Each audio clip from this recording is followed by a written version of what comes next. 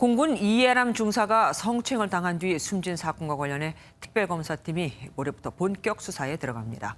군내 성추행 사건을 처음 알린 시민단체에선 사건 초기에 공군 법무실장이 부당하게 개입했다면서 그 근거로 녹취록을 공개하기도 했었죠. 그런데 경찰이 이 녹취록이 조작됐을 가능성이 있다고 보고 수사를 하고 있습니다. 녹취록을 작성했다고 돼 있는 속기사무소에서 이건 모르는 일이라고 하거든요. 특검팀이 풀어야 할 숙제가 한층 더 복잡해졌습니다. 김태형 기자가 단독 보도합니다. 지난해 11월 군인권센터는 고 이해람 중사 사망 사건 당시 전익수 공군 법무실장이 불구속 수사를 지휘한 정황이 담긴 녹취록을 공개했습니다.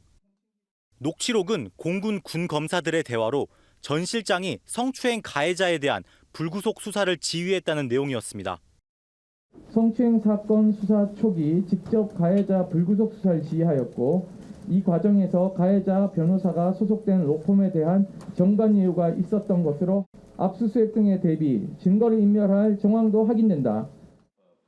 전 실장은 해당 녹취록이 조작됐다며 경찰에 수사를 요청했습니다.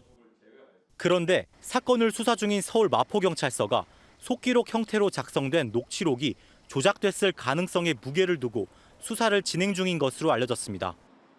실제 조작 가능성이 있는지 군인권센터가 공개한 속기록에 나온 속기사무소를 찾아갔습니다. 속기사무소에선 속기록이 가짜일 가능성을 제기했습니다. 군인권센터 측에서 공개한 속기록에 직인이 없다는 겁니다. 다른 거 몰라도 도장이 안 찍혔잖아요. 도장이. 속기사들이 돈 받고도 하는 일이 도장 찍는 일인데 제일 중요한 게. 누군가 속기사무소의 이름과 문서 형식을 무단으로 사용했을 가능성도 언급했습니다. 이 안에 보면 나만 알아볼 수 있는 게 있어요. 어떻게 전화 한 통도 안 하고. 경찰은 녹취록을 군인권센터에 제공한 제보자를 상대로 확인이 필요하다고 보고 임태훈 소장 등 군인권센터 관계자에게도 소환 조사를 요청한 상태입니다. 군인권센터 측은 녹취록의 근거라 할 수 있는 녹취 파일이 존재해 조작 가능성은 없고 제보자 보호와 특검 수사 결과를 기다려야 해 소환에 응하기 어렵다는 입장을 밝혔습니다. 만약 녹취록이 조작으로 결론난다면 오는 5일 출범하는 특별검사팀도 이 부분을 짚고 넘어갈 필요성이 제기됩니다.